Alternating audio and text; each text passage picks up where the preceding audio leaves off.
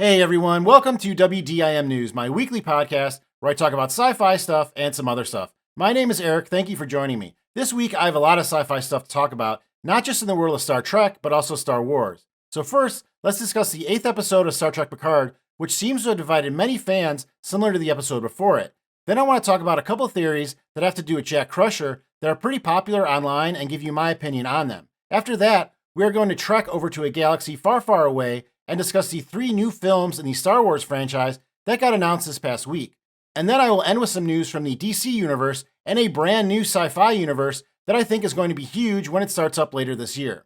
So first, let's talk about the 8th episode of Star Trek Picard titled Surrender.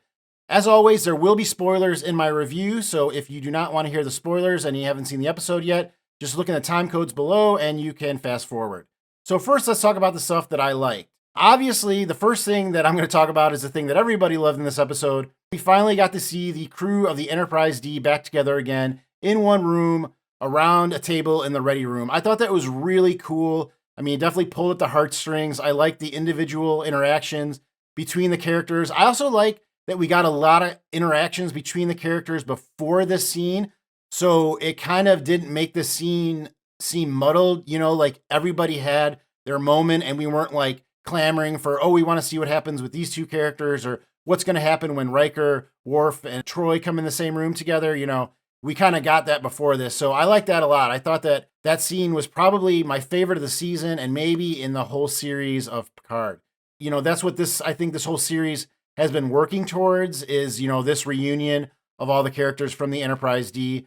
And we even got, one of the ones that was missing because she passed away in the first season. We got to see her in this episode as well. So this was a good episode for that. We finally got that plot line that has been going really since the beginning of Picard to finally come to fruition, that we finally got to see all the characters from the Next Generation in one room together. And that was not guaranteed before this episode. I think that even a couple of actors might have tried to trick the public. LeVar Burton came out and said that we weren't going to see all of the crew members together at one point.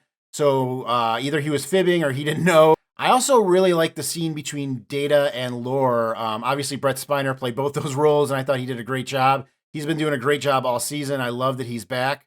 I mean, the scene did have some fan service. I think if you were watching the scene, it was obvious what was going to happen, that Data was going to overpower Lore, even though Lore was really cocky and thought he was going to win. I thought the scene really needed the tension on the outside with Geordi and Jean-Luc, looking at the screen and it seeming like Lore was taking over. I think that scene really needed that tension because inside, Data's head or whatever you want to call that android, Data Lore, as I like to call him, inside that head, it was pretty obvious what was going to happen.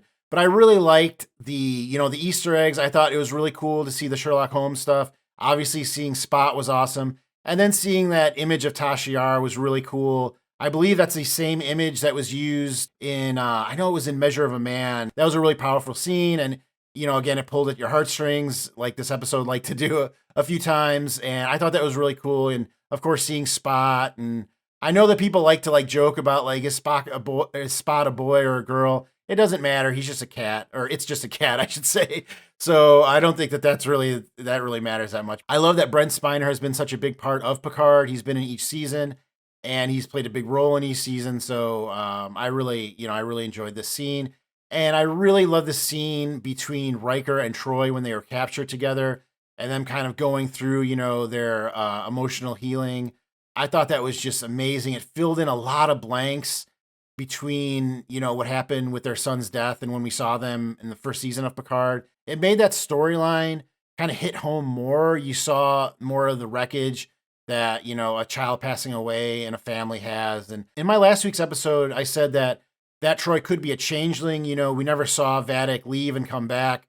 And obviously changelings can become whoever they want. I think that after that scene, it proved that is Deanna Troi, that's not a changeling. If it is a changeling, it's a really good changeling to know all that stuff. Deanna, of course, is an empath. So for changeling to know how Riker felt, I don't know, maybe, but I think that scene pretty much proved that is the actual Deanna Troi and the actual Will Riker. And yeah, I just really love that scene. I thought there was great acting, between those two actors, real professionals, great chemistry still after all these years. I don't think that it's been brought up enough, these actors stepping into these roles after so many years. Some of these people aren't even working actors anymore, and to come back into this major production and to really nail it. I think without a doubt, for me, the best part of this season so far has been the legacy characters. I think my one drawback is the new story. I think that that's kind of the thing that's lacking a little bit this season is some of the choices they made with Jack Crusher and what's going on there. I'm going to talk about that a little bit more and the things I didn't like. All the interactions that we've had with these characters and really how they've, like I said, they've filled in parts of these characters' stories that we didn't know and really enriched them. Even in my last week's episode, I talked about how while I didn't really appreciate Vadic's past because of the way it makes Starfleet look, I like that it made Odo look that much better because Odo went through a lot of the same things that Vadic did, and Odo turned out to be a much different character. Maybe with knowing or without knowing, they did that by making Vadic's backstory what it was. And I think that they've done that a lot with pretty much every character from the Next Generation. The only character I have some qualms with is Dr. Crusher. And really, I put an asterisk next to that because, for one, it has nothing to do with the acting of Gates McFadden. I think she's killing it. I think it more has to do with her character, and it's kind of, for me, it's unbalanced, and some of her choices don't make a lot of sense to me. But again, we don't know everything that's going on with Jack yet, so once we know that, maybe some of that will fill out. But I think that, yeah, for the most part, they've just been killing it with the legacy characters and how they've been treating them. And it was really evident in the scene between Riker and Troy. So much was said in that one scene. It really, again, pulled at my heartstrings, and I really liked that scene. And then with all the heaviness of that scene, I liked how it led into kind of the levity of Worf, coming to save them. And then they had that like awkward moment. I really dug that. It was really on point. I liked Troy's reaction. I liked Riker's reaction. I mean, everything was really authentic. Troy trying to be like supportive of Worf, but like understanding that this is really awkward to have her husband there. Troy and Worf had a brief relationship in the 7th season of TNG, so there's that. And then Riker's response, that is this part of the torture or is this a escape plan? I thought that was really, really, that was awesome. Like that was definitely, if you're doing like a greatest hits of the season, I think that scene would be in there. And again, it speaks to how they've set these characters up. And Worf again, in the ready room saying like he's chopped off enemies' heads and thought about sending them and that it would be passive aggressive. I just really like that. I think that they're 10 out of 10. Well, let's say 9 out of 10 with how they've treated the legacy characters, with one being Dr. Crusher that I don't necessarily agree with everything, but everything else, I think, 9 out of 10, that's still pretty good. That's a 90%. I think that if anything, that the creators this season deserve a pat on the back for how they've treated the legacy characters. I think that they've done better this season than they have in season 1 and 2, and I really appreciate that. And then the final note I had about things that I liked was I liked Vadic's last line. Amanda Plummer plays Vadic. She's done a fantastic job this season. This episode was kind of a little weak for her, I think, but for the most part, I think she's done really well. And of course, her father is Christopher Plummer. He played General Chang. And, I just realized this when I was writing out this script. General Chang is spelled Chang. Changeling is spelled Changeling. So that was there the whole time. I can't believe it took me 8 episodes to figure that out. I felt so smart and stupid at the same exact time when I was writing that. For some reason, it just like hit me in the head like a baseball, and I was just like, how did I not figure that out yet? I'm usually better with the English language than that. Anyway, back to my point about Vadic's last line. Her father, General Chang, also had a very good last line before he went out, to be or not to be. And I thought that was cool that she had a less poetic, style of a last line, but I think that it was pretty good, still. I know that some people have complained about the swearing this season on Picard. The original shows were in syndication. They couldn't swear because of the medium that they were being presented on. So to say that like, oh, there's never been swearing in Star Trek, if you go back to the movies, there are, because that's when they could swear, so I don't think that that's a very good point. But I did like Vadic's last line in the episode. That may be her last line as a character, but maybe not. And I want to talk about that right now. So that leads into the things that I didn't like about this episode. I didn't like Vadic's death for a couple of reasons. For one, you have been following this channel, that pretty much every week I bring up the character Laz. He was a character that appeared in one episode of Deep Space Nine. He's a changeling that met up with Odo. He was another one of the changelings that, like Odo, was sent away from the Great Link to kind of, in a way, infiltrate other species to see if they were a threat, and they were supposed to come back, I think, in hundreds of years after they initially were set out. But anyway, Laz had no real connection to the Great Link like Odo. But in that episode Chimera, when we first see Laz, he's this big like creature in space. He's in space, not as, I guess, a changeling, but as another creature. And then he kind of like sneaks into a runabout and like through like a vent or something, which doesn't make sense. You would think that it would be sealed because of the vacuum of space. But anyway, so we know that changelings can exist in the vacuum of space. Also, when Odo and Laz and the other changeling, young changelings were sent from the Great Link, I think they were just sent out into space. I don't think that they were sent out on ships or anything like that. So even as younglings, or whatever you want to call them, babies, they could exist in the vacuum of space. So instead of Vadic given that line, if she would have just like reverted to like a gelatinous form, or like the whatever his Laz was when we saw him, then she would have survived being sucked into space. So it doesn't really make sense with what we know about changelings. Or they could say that, these new changelings can't change into anything. They can only change into like humanoid beings. But that's like a convenient truth. Like that doesn't really, again, I said this before, I don't really like when they take things that we know about something and then just like, oh, we're not going to use that. Like that doesn't fit our narrative. So this version of the character doesn't do that. Like that's really a really cheap way to kind of handle, the legacy of a race, a species. And if you're going to use them in your story, I think you should be cognizant of that. I mean, it's just my theory. I could be wrong. It's not like I'm a writer in Hollywood or anything, but that kind of, seeing her die like that, I didn't really feel it. The way that when they sucked her out into space, I was like, well, that's not going to kill her. And then she kind of like broke apart. I was just like, what? That doesn't make sense. And you definitely don't want to feel that after you see like this great character get shot off. So I don't know why they would do that to that character unless she's not dead. Maybe her breaking apart like that. I know when she broke apart, you can like still see a piece of her face, and people have said that like you can see her smile or something, so that shows that she's still alive. I don't know if that's true, but I rewound it like I'm using a VCR.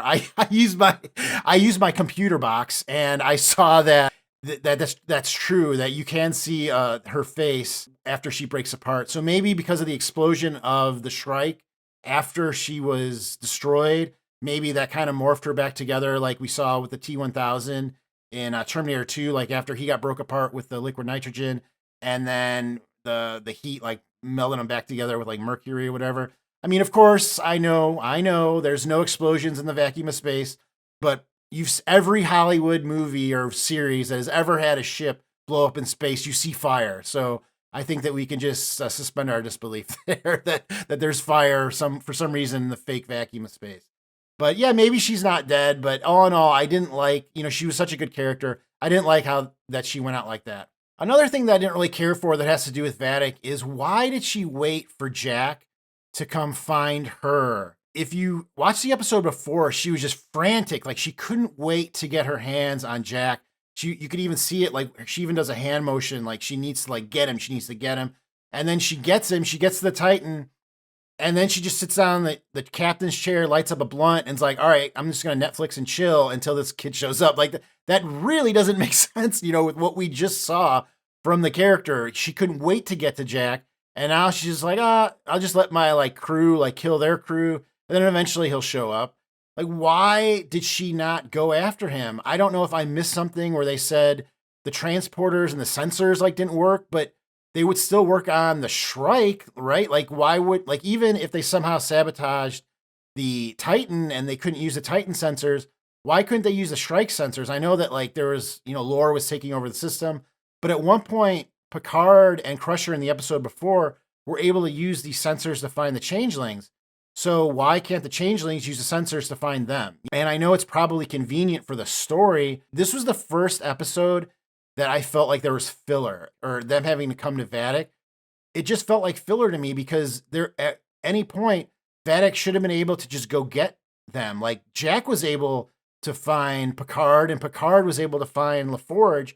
So why couldn't Vadic find them? Why would, it really didn't make sense to me. It pulled me out of really the episode, because they even showed it in like leading up to the episode. Vadic is so frantic, like she needs to get her hands on Jack right now, and then she's just inches away, and she's like, "F it, like I'm just gonna sit here and wait for this guy to show up." Like it just didn't make a lot of sense to me. So, and that's just too bad because I really like what Amanda Plummer has done with the character. Obviously, this wasn't the actress doing a bad job in this episode. I think that she had to work with what was on the page. So say what you will about that, but I think that this was not a great send-off episode for Vadic if it is her last appearance. And that is really too bad because I know a lot of people were saying she was, just as good as her dad's performance or maybe even better. And performance-wise, I can't knock her, but I mean, at this point, General Chang is a much more compelling character. So maybe I'm wrong. Maybe I'm the only one that thinks this, but I really thought that this was a bad episode and a bad kind of storyline for Vadic to go out on.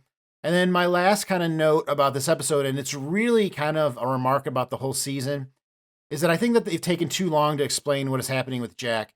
It's one of those things where when you're building something up and building something up and building something up, it's just so hard to stick that landing. It's so hard to make every fan happy because you have, you've taken so long to get to this point that if it's not just great, people are going to think that the whole rest of the season is affected by that. If you listen to this podcast, you know that I continually bring up The Burn and the third season of Discovery. So I'm not going to bore you with it again, but it does feel like it's coming to something like that in this season. And again, with The Burn, I think they waited so long with it that it really ruined it. I think even in that season, it was like the second to last episode. It was very close to the end of the season that they showed us what the cause of the burn was. And it was bad. And Star Trek Discovery, I think, pretty much died right there. And I worry that that's going to happen here with this reveal because it's just, we're through 80% of the season right now. And if they don't tell us next episode what's going on, I think it's going to kill fans to still have to wait until the last episode to really know what's going on. I mean, even in the last episode, episode 7 ended with Vadic saying, "Jack, it's time you finally knew who you really are." And episode 8 is over and we still don't know, so that's not good storytelling right there to prop fans up like that. It's like clickbait, like that's what we call that in the YouTube world is clickbait. You're not coming through with what you've promised with the fan base by leaving that out there. So we definitely don't want clickbait in Star Trek. But as always, let me know what you think about this episode and this season. Let me know in the comments below. One of my favorite things about this podcast so far this season is the comments I've gotten about the reviews and what you guys have thought. I've even said a lot of your ideas in my videos and stuff. So there's a lot of good discourse. I don't have to shadow ban a lot of people. I don't have to hide my channel from a lot of people because of comments. So I really appreciate that, guys. Thanks a lot. And I look forward to hearing what you think about this episode and my comments about it. So next, we're going to talk about Jack Crusher and a couple of theories that people have had online about Jack. But before I get into Jack, I want to talk to you specifically and ask you for a favor. If you can please, whatever device you're on right now, just look down and hit that subscribe button for me. I would really appreciate it.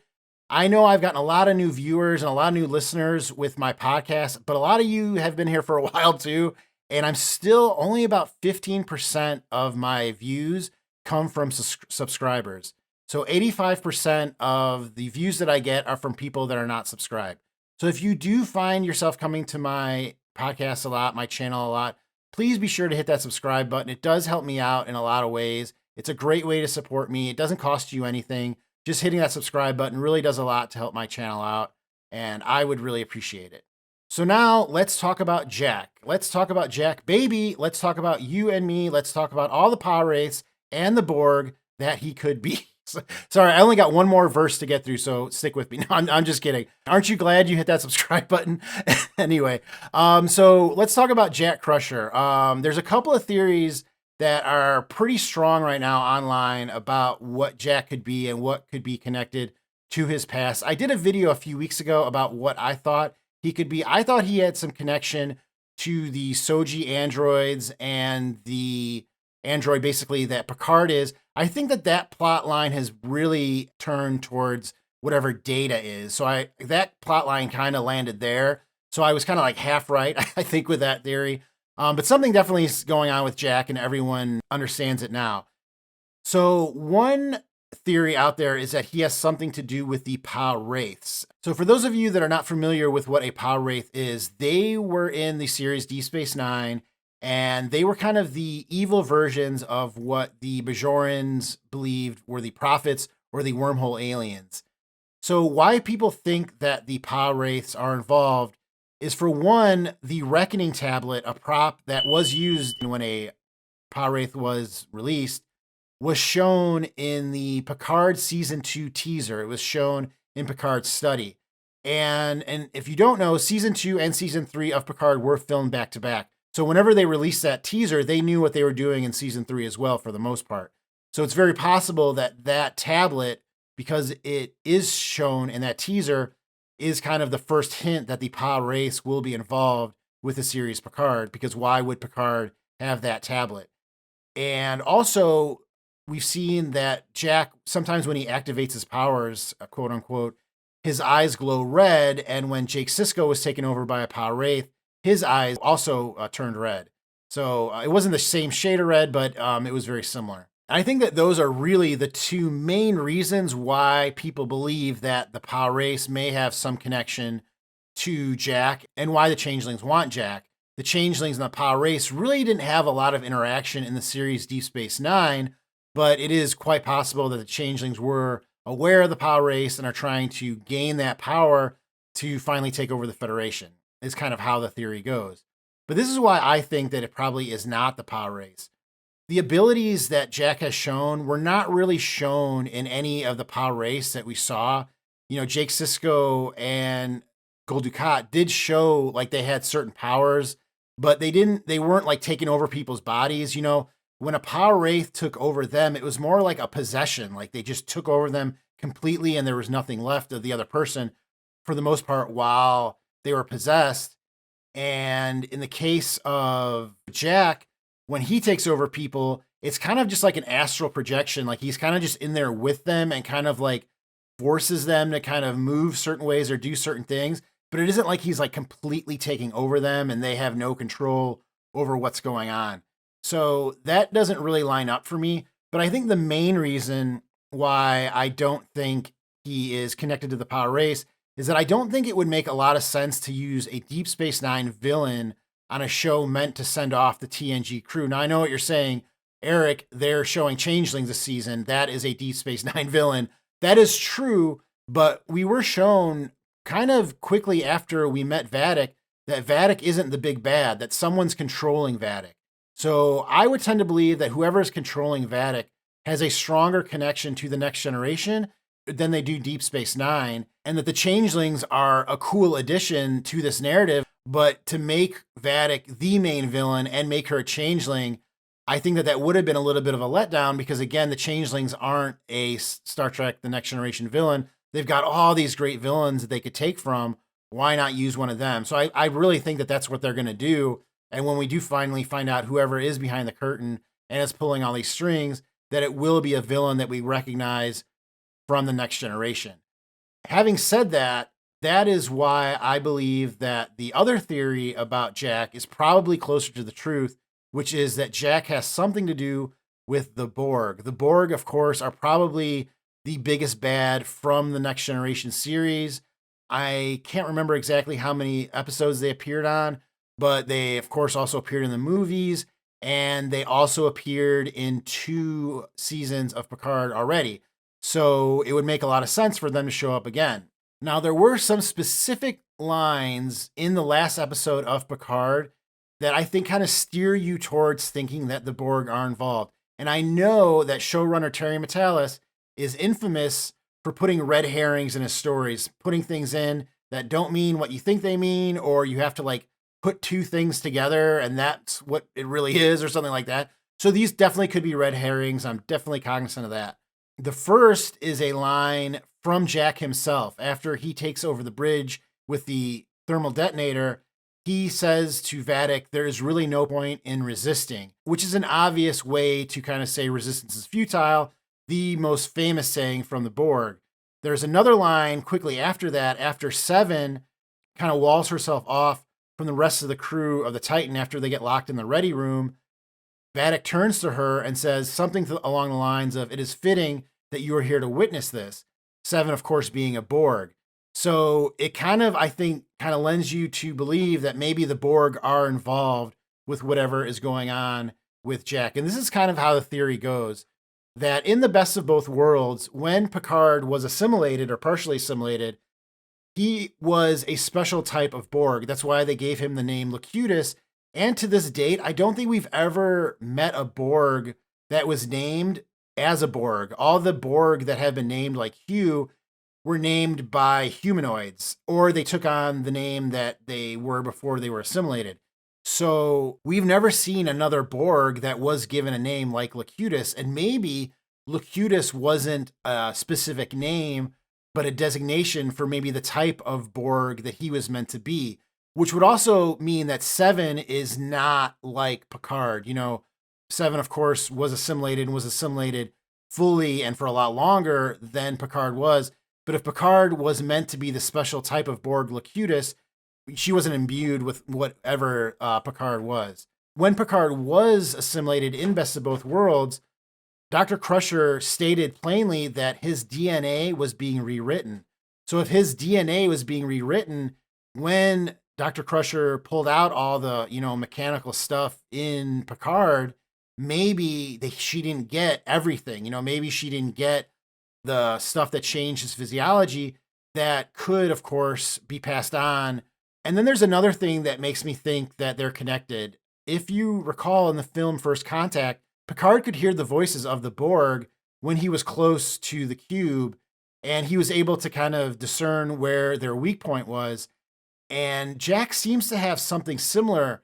He not only can hear voices, but he seems to be able to find the weak points of things. Like maybe that's why he was able to kill those 4 changelings, and how he was able to help Sydney kill that one big changeling in the episode before. So I kind of think that that's kind of similar, the way that Jean-Luc could hear voices. And if you recall, like Deanna could like sense something was off with Picard when he was able to hear the voices of the Borg in First Contact. And I don't think that we've seen Seven able to hear the voices of the Borg when she's around them. I don't know.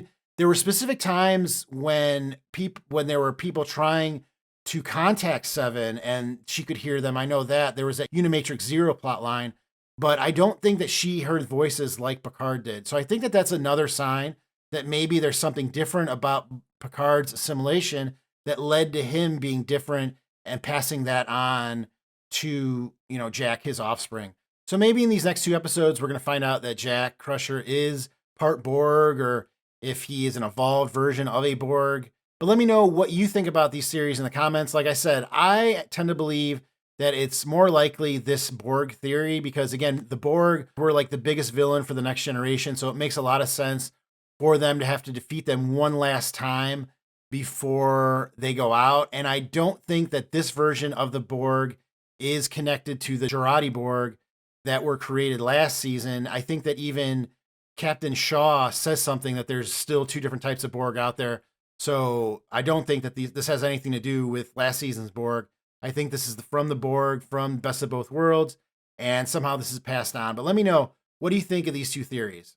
And then the final thing I want to talk about Star Trek is last week, you may not have noticed, but it was First Contact Day. And you may not have noticed because Star Trek did not notice. I mean, usually we get some kind of trailer or something or some kind of announcement, and we got nothing. And it's really weird because in the weeks leading up to First Contact Day, we did have the announcement of Starfleet Academy. We had the renewal announcements. We had the release date announcements, but still nothing really new on First Contact Day. Wait, no, I'm wrong. They released new posters for Strange New Worlds. So if you care about that, awesome. You had a really good day. But I think most Star Trek fans were left wondering why Paramount handled First Contact Day like this. Then the thing that gets me the most frustrated is why have we not seen a trailer for Strange New Worlds yet?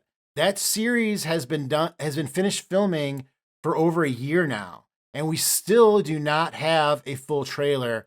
To put this in perspective, there's a series that's coming out on Disney Plus this year around the same time called Secret Invasion.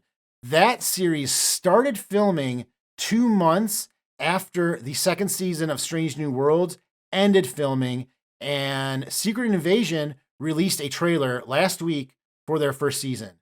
So why the heck have we not gotten a trailer for Strange New Worlds yet? It really does not make sense to me. And this kind of reminds me of the fact that, Mission Seattle was supposed to happen in May 26th through 28th, and they canceled it in November of 2022. And if you're not familiar with what Mission Seattle was supposed to be, the mission thing was kind of like Star Trek's new fan convention where they already had one. They had one called Mission Chicago, which I thought was really underwhelming. It was in the past year, and I went to it and I could not believe how small it was. There was no real announcements there. I mean, they had like some props from Strange New Worlds, which Strange New Worlds hadn't been released yet. So that was kind of cool. And they had the skulls and stuff from Picard season 2 that had just aired. So those things were cool to see, but it was very much just like a fan convention. All the panels were fan panels, and it really was underwhelming. And I don't understand why they did it like that. And then they come and cancel Mission Seattle, the next stop on that tour, and we didn't get anything. And I really wonder what is going on with Paramount and Star Trek right now, because a lot of times it makes it seem like Paramount doesn't want us to care about stuff. And as Star Trek fans, we do care about this stuff. We want to care about this stuff. We want stuff to come out on First Contact Day so we can promote it. For them to kind of just drop the ball and say like, yeah, we're just not doing anything, it's really just a missed opportunity and kind of a slap in the face to a lot of fans. And if you want to look at the right way to do it, you might want to look at Star Wars, because Star Wars just had something they called Star Wars Celebration, which looked to be very similar to what Star Trek was trying to do with these like Mission Chicago, Mission Seattle conventions. And it was a huge success, and they had a ton of announcements, new trailers, just brought in a huge new influx of Star Wars fandom because of this event. So I want to briefly go over some of the highlights of it. There was a lot of stuff announced, so I'm not going to announce everything. Before I do, just let me know in the comments, what do you think about what's going on with Paramount right now and Star Trek? Do you think it's just not like a big priority for them? Do you think that they're waiting on some bigger announcements? I know that that's what people are hoping for. I just think that Paramount doesn't care about a lot of the stuff that the fans care about. And, just look at this Star Trek Legacy show that fans are trying to prop up. There's a lot of stuff that Star Trek fans can do for Star Trek to make it more popular. I think that Paramount is dropping the ball a little bit right here, and Star Wars is picking up and running with it. So let me know, what do you think about what Paramount is doing with Star Trek right now? So as I mentioned, Star Wars had a big event, Star Wars Celebration in London last week. All I'm going to talk about are the 3 new movies that were announced, because I think they're really interesting. If you want to know more about it, let me know in the comments. I know a lot of people that watch my channel aren't Star Wars fans or strictly Star Trek fans, so I'm cognizant of that. So I'm not going to bore you with a lot of Star Wars news if you don't want to hear it. But I do think that these 3 movies are very cool and has a possibility to be really good. So the first new movie that was announced is roughly titled Star Wars Dawn of the Jedi. And if you recall, the last movie that was released for Star Wars was in 2019. It was Rise of Skywalker. For context, the last movie that was released for Star Trek was Star Trek Beyond, which is 2016. So 3 years before that. But anyway, Star Wars Dawn of the Jedi will be directed and written by James Mangold. Now, if you don't know who James Mangold is, he has directed films like Walk the Line, 3:10 to Yuma, The Wolverine, and Logan. He also directed and co-wrote the new Indiana Jones film, Dial of Destiny, which I will definitely be seeing. So he is awesome. My favorite thing about James Mangold is he's a great period piece director. And what I mean by that is even in the movie Logan, which is set in an alternate future, he creates these worlds that look lived in. Sometimes in a lot of these, especially sci-fi movies, that's all, CGI, nobody picks up anything, like everything is, green screen. They don't look like they're in a world that actually exists. They're just in some kind of like amorphous kind of like location. But James Mangold is able to create these really awesome settings and create these characters in them. And it really works. And I just love the fact that he's going to be directing this film, because the plot line is set 25,000 years in the past and explores the origins of the Jedi. Now, by past, I believe that means before the earliest part of Star Wars that is canon, which would be the Phantom Menace, I believe. So I know some Star Wars fan is going to hit me up in the comments. I don't care. I'm more Star Trek than Star Wars. I'm just guessing off the cuff right now. If you want to call my family idiots because I don't know the first Star Wars instance, that's fine. Go right ahead. It helps the algorithm. Anyway, so this film, Dawn of the Jedi, is about the birth of the Jedi, the origins of the Jedi. And this is what James Mangold specifically said about this project. He said he liked the idea of where it all started, to make a Star Wars Zero, if you will, where the Force was born. He also said, and I thought about a biblical epic, like a 10 Commandments, about the dawning of the Force. Where did the Force come from? When did we discover it? When did we learn how to use it? So this just could be amazing. I mean, this could be Star Wars like before space travel. He could create a world that looks like feudal Japan. There's so many cool things that he could do with this project that really, out of anything that was announced concerning Star Wars, I am just so excited about this. I think that it just opens up a whole new chapter to the Star Wars legacy. I love that they're creating these new stories that have nothing to do with the Skywalker saga. I'm sure that there will be some little hint of Anakin or something somewhere in this movie, which is fine. But for the most part, this will be just a brand new story about the birth of the Force. And I am just here for it. I think it's going to be amazing. I can't wait until we get a cast list. I wouldn't be surprised if it's awesome because James Mangold has worked with some amazing actors in the past. So, you know, we could see a Denzel Washington in a Star Wars film. We could see a Hugh Jackman in a Star Wars film. We could see a Russell Crowe. So it could be amazing. And I'm just so excited for what Dawn of the Jedi could be. So the next film that was announced is set in the age of the rebellion, or maybe that's the working title for the film. And it is concluding the storyline currently being told on the Disney Plus Star Wars series, specifically The Mandalorian, Book of Boba Fett, as well as a new series called Ahsoka, which that series looks amazing too. It's coming out later this year. They released a trailer for it and it looks awesome.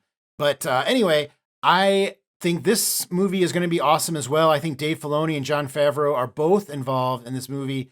And I like what they have done with The Mandalorian and the Book of Boba Fett. And I think Ahsoka is going to be awesome as well. I think the coolest thing about this movie is that covertly, Star Wars created an event film. You know, we didn't know when The Mandalorian was first released that it would lead to something else. We thought it was just like a limited series, or maybe we would see Boba Fett, but we didn't really have any guarantees about where that story was going. And now, after The Mandalorian, we got the Book of Boba Fett, and now we're getting this new series, Ahsoka. They did kind of like what the Avengers did with the MCU. They had, you know, Iron Man, and they had all these individual stories, and that culminated in an event film, The Avengers. And now, like I said, kind of covertly, Disney has done that with Star Wars by releasing all these series, and now they will lead up to this event film. I thought that's really smart because when you create this storyline that's going to lead to an event film and fans know that, you have to make a huge payoff in that event film because people are thinking about it for like the decade leading up to it, and all the other films that come before it. People are still thinking about that, you know, Avengers movie. But by saying that, oh yeah, after all these series are out, yeah, they're going to lead into a film, you cut that in half, you know, and it's easier to meet that fan expectation. So I think that's really smart. I think a lot of other franchises can learn from what Star Wars did here. And I like The Mandalorian a lot. I like the Book of Boba Fett okay. I thought that it kind of was just like a side story for The Mandalorian, but that's okay. I didn't like that there were a couple episodes that literally just seemed like they were from The Mandalorian and didn't really have a bunch to do with Boba Fett. I thought that was kind of disjointed. I still like the content though, so I still enjoyed the series as a whole, but that kind of like was a little disjointed for me. I think they could have handled the flashbacks a little bit better in Book of Boba Fett. I think if they would have like done a linear story with Book of Boba Fett, I think that would have made a lot more sense. And then this new series, Ahsoka, I like Rosario Dawson as the character. I liked her scenes on Mandalorian, so I'm really looking forward to that series as well. They're reintroducing a lot of characters from the animated series, Rebels. So again, now Rebels was really the first cog in this event film, which I'm sure Dave Filoni maybe thought in the back of his head may happen when he was making Star Wars Rebels. But here we are, and now he's going to put those characters in a movie. Just so smart, just really the best way to do this kind of storytelling. And again, I hope other franchises are watching and they apply it to the way that they handle their storylines. And then the third film that was announced that will be released is one that fans aren't as excited about, but I am. And that is a new Jedi Order film that will star Daisy Ridley, who will return as the character Rey Skywalker and will show her rebuilding the Jedi Order. Now, this isn't for me a reflection so much on the new films, because when I look at the three newest Star Wars films in the Skywalker saga, I think that, compared to the season of Star Trek Picard, what Star Trek Picard has done right is what they did wrong with those Star Wars films. I just mentioned a few minutes ago how the legacy characters were treated this season on Star Trek Picard, and how I wasn't a huge fan of the new story that has been told. The Star Wars films are the exact opposite. I hated how they treated the legacy characters in those movies. Han Solo got a couple of good scenes, but the way they treated Luke Skywalker and Leia with her floating in space, that was so ridiculous. I really hated the way they treated those characters. So it's hard for me to say that I like those films, because I really thought that they just threw those characters away. Daisy Ridley, I thought, did a fine job as Rey. I really liked her in the first film she was in, and I liked her in the last film too. I liked her interactions with Adam Driver, and fans are already calling for Adam Driver to return as Ben Solo as well. Spoiler alert, if you haven't seen Rise of Skywalker, he died in that film, but they return as Force Ghosts all the time, so he could definitely come back. I mean, they even brought Liam Neeson back, and I would like to see it. I thought that him as Ben Solo was pretty good. I thought that he had his ups and downs when he was just all out, didn't care, and was really trying to hurt people as a Jedi. We haven't really seen an aggressive Jedi like that before, and I thought that was pretty cool, especially in Rise of Skywalker when he takes out the Knights of Ren. I thought that scene was pretty cool. I think that scene for me kind of redeemed his character a little bit. But fans are already calling for him to return, and I know a lot of people like him more than Daisy Ridley, but I thought that she did a fine job. I saw nothing wrong with Daisy Ridley's performance.